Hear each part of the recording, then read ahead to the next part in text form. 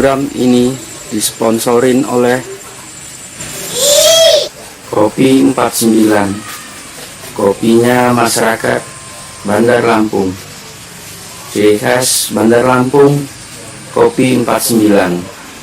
Apapun profesi Anda, apapun aktivitas Anda, minumnya Kopi 49.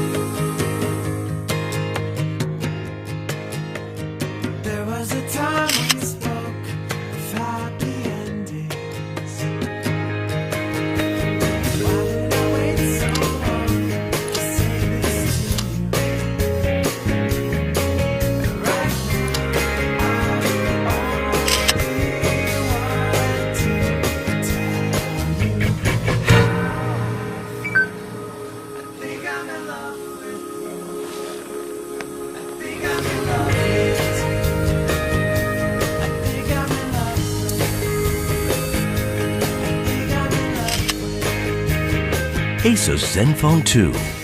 See what others can't see.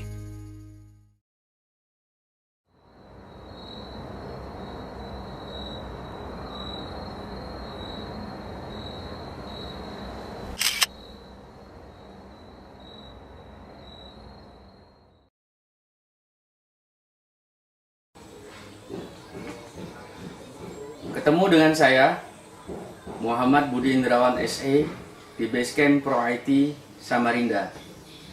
Pada kesempatan kali ini, saya akan memberikan tutorial mengenai bagaimana cara menangani kasus laptop yang dalam kondisi mati total. Apa itu mati total? Mati total adalah tidak adanya daya sama sekali pada laptop ini untuk bekerja.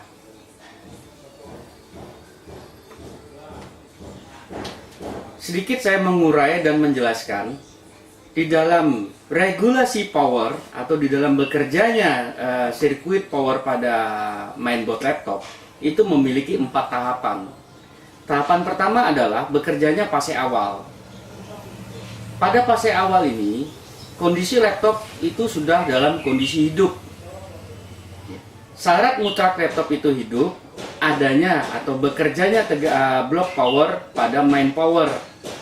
Berarti apa? Bekerja 19 volt dan menghasilkan tegangan atau regulasi 19 volt yang biasa kita sebut dengan tegangan pin atau tegangan B+.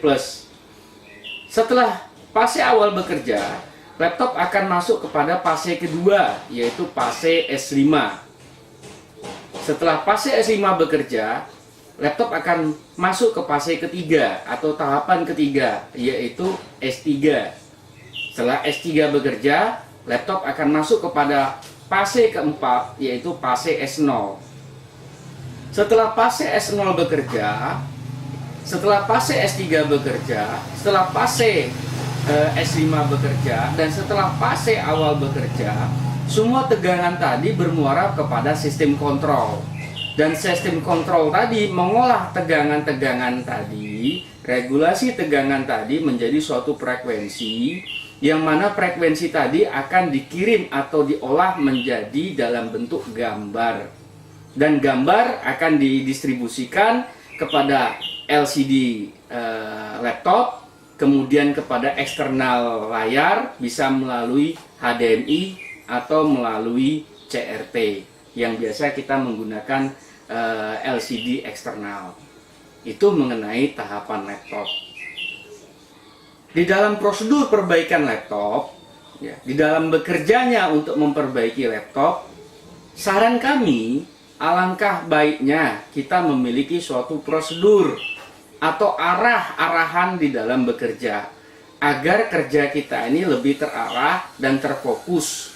Tujuannya kita membuat suatu prosedur kerja adalah untuk menciptakan efektivitas dan efisiensi biaya.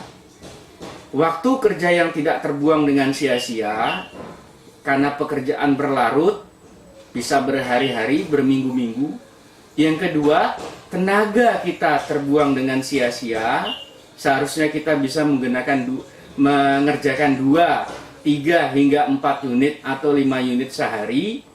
Yang ketiga, terbuangnya biaya sia-sia karena analisa yang salah dan melakukan eksekusi yang tidak tepat pada suatu komponen. Analisa kerusakan yang salah akan mengakibatkan analisa pengukuran yang salah pula. Contoh, kita tahu syarat mutlak dari laptop itu hidup adalah bekerjanya main power. Bekerjanya power charging untuk meregulasi tegangan pin atau B+, yang kemudian didistribusikan kepada blok power DC-DC untuk meregulasi tegangan 3 volt dan tegangan 5 volt. Ini syarat mutlak laptop itu hidup. Berarti jika laptop ini mati total, analisa kerusakannya adalah mati total, maka yang kita lakukan atau analisa pengukuran yang kita lakukan cukup pada wilayah main power saja. Lain halnya kalau laptop itu tidak mau di-on. Artinya apa? Dia hidup, cuman tidak respon. Tegangan main power ada semua. 19 volt ada, 3 volt ada, 5 volt ada. Jangan ganggu main powernya. Kebanyakan kasus yang masuk di tempat kami, dikarenakan analisa kerusakan yang menyimpang, otomatis pekerjaan yang dilakukan atau eksekusi yang dilakukan juga menyimpang. Mengapa? Karena analisa pengukurannya juga pasti menyimpang. Contoh lain, kita analogikan sebuah rumah. Jika Anda membutuhkan tenaga cleaning service untuk membersihkan kamar Anda, kamar tidur Anda, tetapi tenaga cleaning service tidak mengetahui apa atau di mana letak kamar Anda, dan yang diperbaikin atau dibersihkan adalah kamar mandi, apa yang terjadi? Nah, kebanyakan kasus-kasus pada perbaikan laptop yang sering kami tangani atau sering kami pantau, kerusakan mati total, pengerjaannya sampai ke chipset, kerusakan power on, kerusakan pengerjaan atau pengeksekusian sampai ke PGA chip, dan berbagai komponen lainnya yang tidak berhubungan dengan itu ikut menjadi sasaran eksekusi. Tentu ini sangat merugikan dari sisi customer. Seharusnya customer tidak mengeluarkan biaya yang cukup besar, karena kesalahan kita membuat biaya tadi menjadi besar. Nah, itulah gunanya kita membuat suatu prosedur kerja. Tujuannya untuk mempermudah kita kerja, untuk memberikan rasa kepuasan lebih kepada customer yang mempercayakan barangnya kepada kita. Oke, bagaimana cara memperbaikinya? Prosedur awal adalah kita melakukan analisa kerusakan. Artinya kita mengidentifikasi. Kita harus mengetahui jenis kerusakannya ini apa sebelum kita melakukan analisa pengukuran. Sekali lagi saya mengingatkan, analisa kerusakan yang salah akan mengakibatkan analisa pengukuran yang salah. Analisa pengukuran yang salah akan mengakibatkan eksekusi komponen yang salah pula. Ketiga hal ini jika salah, Anda telah membuang waktu dengan sia-sia, tenaga Anda terbuang dengan sia-sia, dan biaya Anda akan terbuang dengan sia-sia. Kita bisa melakukan analisa kerusakan dengan menggunakan PSU, karena PSU adalah analyzer digital yang cukup canggih. Ya. Kenapa? Karena PSU bisa membaca daya ampere, ya, ampere atau daya pada laptop. Seperti saya katakan di awal, laptop di dalam regulasi powernya, sirkuit powernya memiliki 4 tahapan. Tahap awal, S5, S3, dan S0. Masing-masing tahapan ini juga memiliki daya yang berbeda. Jika laptop stuck atau berhenti pada fase awal, maka ampere juga akan berada pada fase awal. Jika laptop bermasalah pada fase S5 atau terhenti pada fase S5, maka ampere juga akan menunjukkan pada fase S5. Dan begitu seterusnya. Dan itu bisa kita lakukan perhitungan dengan menggunakan rata-rata. Ya, kita bisa melakukan perhitungan berdasarkan empiris kita, pengalaman kita. Dan kami juga sudah meramu suatu rumus. Jika ampere sekian, itu kerusakan pada fase apa? Oke, kita demonstrasikan cara melakukan analisa kerusakan. Kita pasang PSU. Nampak di PSU tidak ada perubahan pada ampere. Kuren ampere hanya menunjukkan 00. Artinya apa? Pada laptop ini tidak memiliki daya sama sekali untuk bekerja.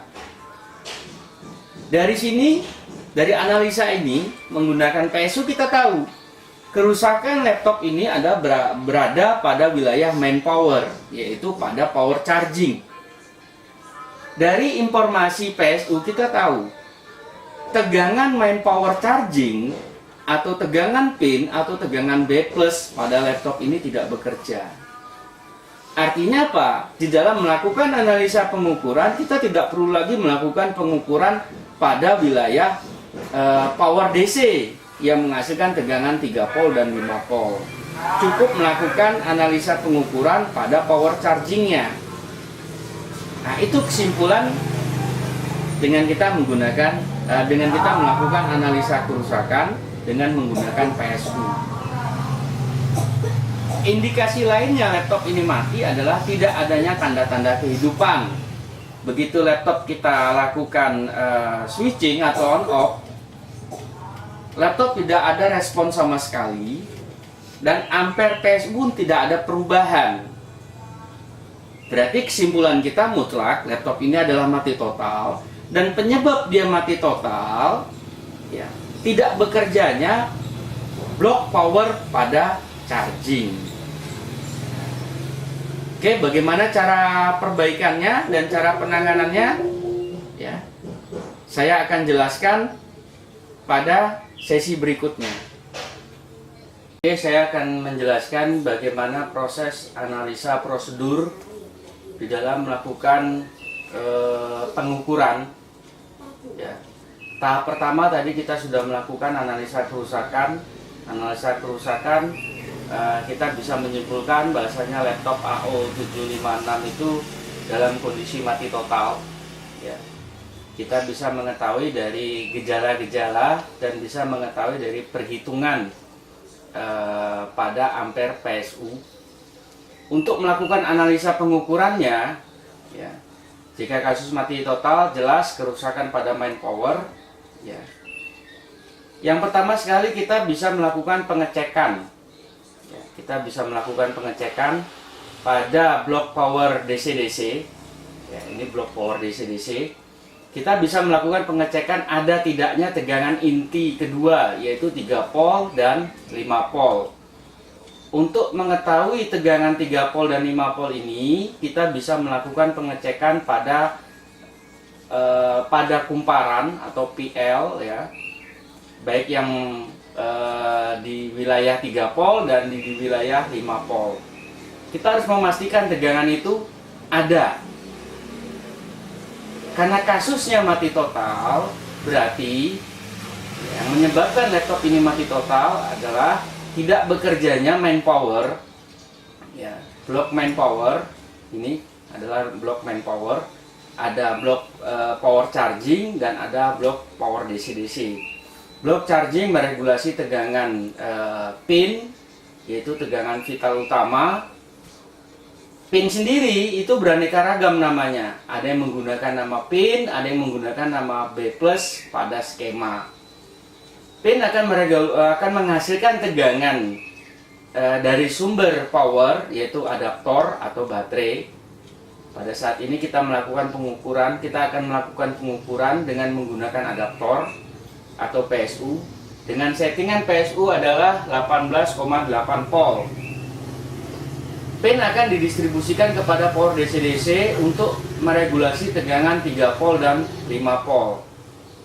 Nah, kita bisa melakukan pengecekan pada wilayah 3 volt dan wilayah 5 volt yang tadi saya jelaskan melalui kumparan 3 volt dan kumparan 5 volt. Jika 3 volt dan 5 volt ini tidak ada, langkah kedua yang kita lakukan adalah proses identifikasi apakah wilayah sirkuit 3 volt ini mengalami kebocoran atau mengalami short atau tegangan pendek, arus pendek atau konslet. Dan begitu juga dengan 5 volt. Apakah ada indikasi dia short atau kebocoran? Jika tidak ada, kita bisa melakukan langkah ketiga, yaitu melakukan pengecekan ada tidaknya tegangan pin atau tegangan B+ melalui upper fed 3 volt dan upper fed 5 volt. Jika tidak ada tegangan pin atau tegangan B+ pada blok DC-DC ini, sudah kita pastikan tidak ada, maka analisa pengukurannya kita beralih kepada blok power charging.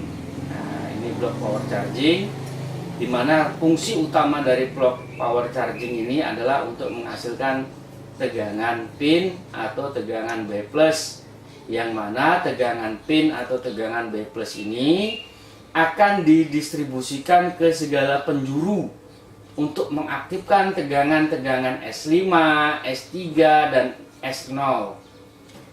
Kita bisa melakukan pengecekan. Pertama sekali kita melakukan pengecekan di power resistor. Jika tidak ada tegangan pin atau B+ di sini, kita bisa mundur melakukan pengecekan kepada FET adaptor. Jika tidak ada tegangan pada FET adaptor, indikasi terlebih dahulu apakah tidak keluarnya tegangan tersebut karena ada arus pendek, atau memang ada komponen yang bermasalah, atau memang dari sumber input tegangan yang bermasalah. Sumber input tegangan dari blok power charging ini dimulai dari jack adaptor, kemudian disearahkan oleh power dioda. Sebagian sirkuit mobo ada yang menggunakan fuse, di mana dari power dioda ini tegangan akan dibelah menjadi 3 arah, ke FET adaptor, kemudian ke komparator saklar power, kemudian ke SMPS chargernya sendiri. Kita bisa melakukan dulu identifikasi pada FET adaptor, ada tidak tegangan input. Jika tidak ada, kita bisa mengecek kepada sumbernya.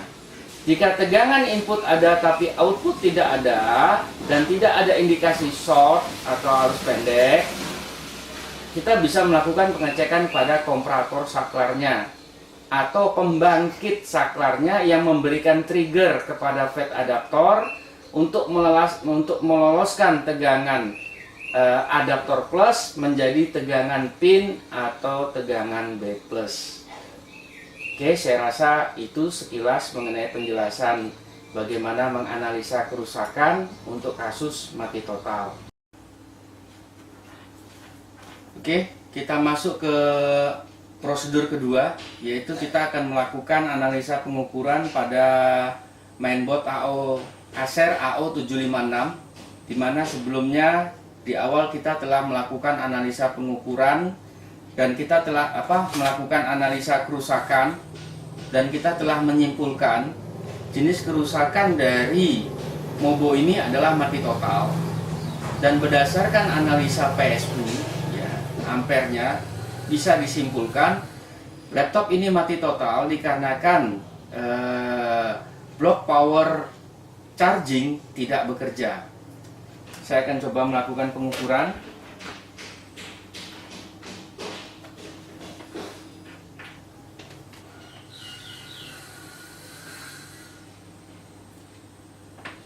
Ya, tetap tidak ada respon apa-apa pada ampere.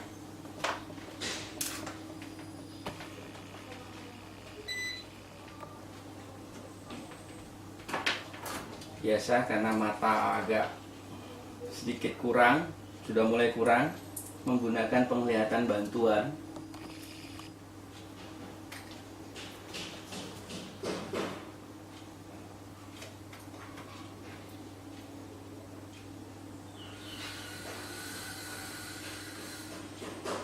Ya, nampak di sini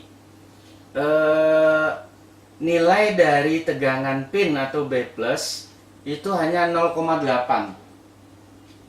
Ya, 0,8. Berarti pin tidak bisa nyebrang, tegangan AD plus tidak bisa nyebrang. Saya akan coba cek FET adaptornya.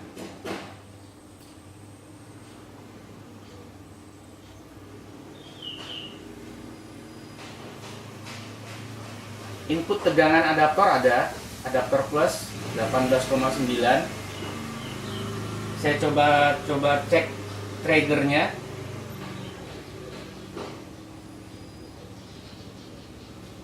Trigger ada 24 volt. Berarti kategori FET adaptor ini adalah MOSFET dengan tipe N channel. Nah, apa yang membuat dia tegangan dari adaptor plus tidak bisa melewati FET adaptor? Ada dua kemungkinan di sini. Kemungkinan pertama adalah adanya kebocoran ya pada sirkuit setelah FET adaptor atau setelah tegangan adaptor plus, atau adanya kebocoran pada komponen itu sendiri, dalam artian adalah FET adaptornya ya. Atau bisa jadi FET adaptornya sendiri yang putus. Saya coba melakukan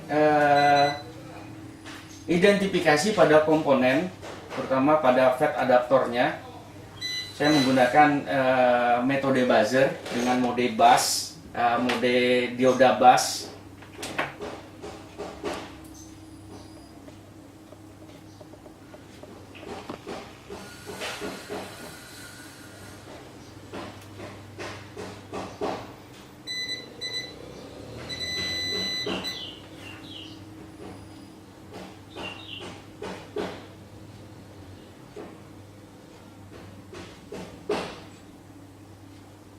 Ya, positif, FET putus. Saya akan coba angkat FET-nya.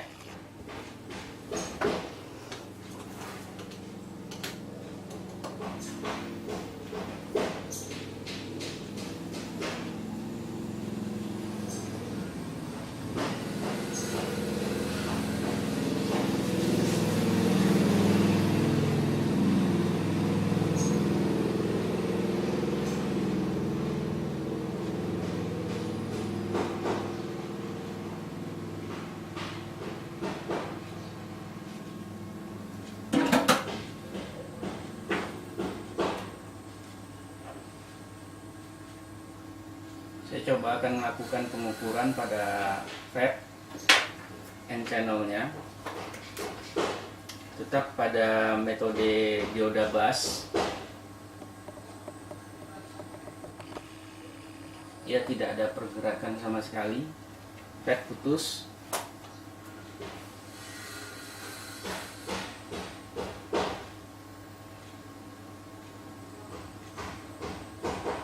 Jadi yang menyebabkan mobo ini mati, di mana tegangan pin atau tegangan B+ tidak bisa nyebrang, dikarenakan fat adaptor yang bertipe N channelnya putus. Ya. Kita bisa melakukan pergantian. Ya. Karena pada saat ini saya melakukan demonstrasi dan hanya sekedar menghidupkan mobo ini, saya nggak perlu melakukan penggantian. Saya cukup melakukan penjemperan.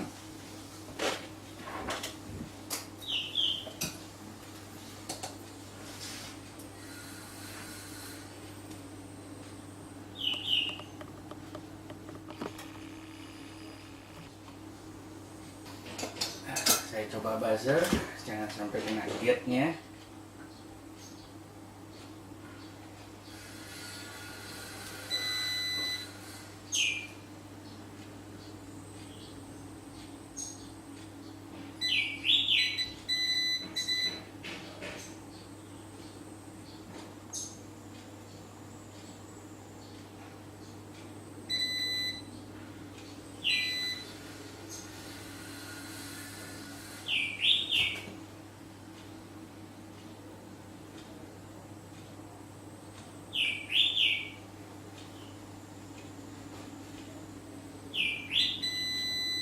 Oke, sudah tersambung. Saya coba melakukan sedikit pembersihan.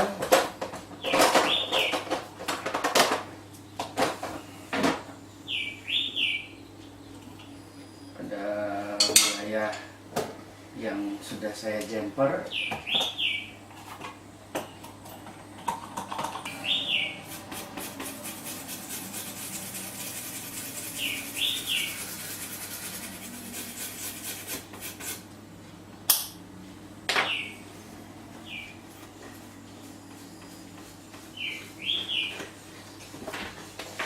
Kita biasakan diri kita setiap kita melakukan eksekusi terhadap suatu komponen power, ya, entah itu kita melakukan penjemperan atau pergantian part, ya, usahakan sedemikian rupa kita melakukan pembaziran ulang dengan ground. Kenapa? Ditakutkan ada pemasangan yang kurang rapi mengakibatkan adanya short, atau komponen yang kita pasang karena kita menggunakan solder atau blower, panasnya melebihi batas ketentuan dari daya tahan komponen akan retak di dalam. Dan itu akan berimbas kepada komponen lainnya. Karena saya baru melakukan penjemperan, saya akan melakukan pembaziran ulang untuk wilayah pin atau wilayah B+. Ya, nampak aman. Resistensi tidak ada, OL. Sekarang saya melakukan pengetesan.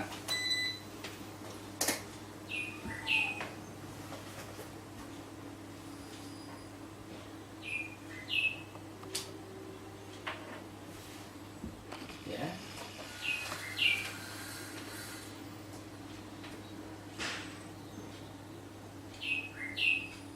Ya, nampak tegangan pin sudah keluar. Di PR14 saya cek sebagai power resistornya, ya, juga ada 18,9. Terus saya cek tegangan DC-DC,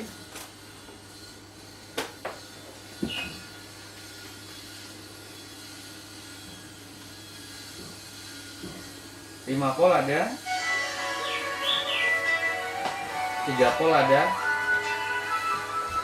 Oke, berarti mobo dalam kondisi bisa kita katakan mobo ini adalah hidup, ya. Kita bisa melakukan pengetesan.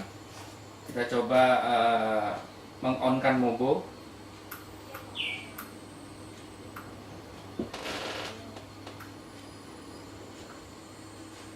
Ya, mobo hidup, ampere naik, dan tidak ada gangguan, tidak ada protek pada mobo.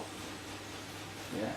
Lampu LED power hidup, ampere juga berkembang. Oke, sekarang saya tes untuk pembuktian display.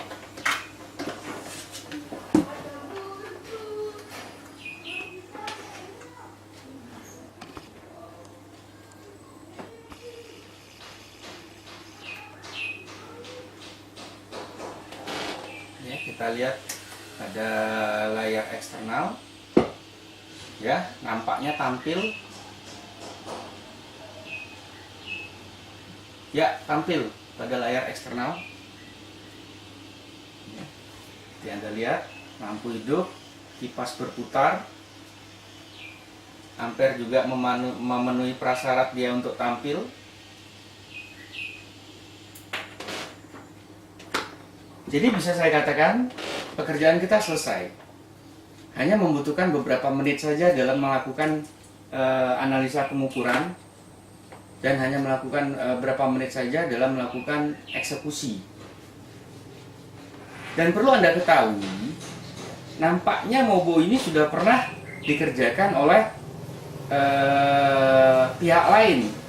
Di sini jelas nampak ada beberapa titik-titik bekas solderan, bekas titik-titik bekas bloweran, termasuk chip HM-nya juga pernah di HM-nya kelihatan ini pernah dieksekusi. Nampak di sini lem pada HM sudah tidak ada. Lem sebagai pengait tiap sudut dari chipset sudah tidak ada. Dan di sekeliling chipset nampak bekas fluk agak kekuning-kuningan. Dan biasanya di bawahnya juga agak kekuning-kuningan. Nah, ini nampak warna agak kuning-kuningan. Menandakan mobo ini telah terjadi malpraktek sebelumnya. Anda bayangin, kerusakan hanya pada main power, tapi pengerjaan karena analisa kerusakannya salah, hasilnya analisa pengukurannya juga salah, maka yang dieksekusi juga salah. Oke, kerjaan saya selesai, kerjaan kita selesai. Kita tidak membutuhkan waktu lama. Dengan prosedur yang tepat akan membuat pekerjaan kita menjadi cepat. Saya Budi Indrawan. Assalamualaikum warahmatullahi wabarakatuh.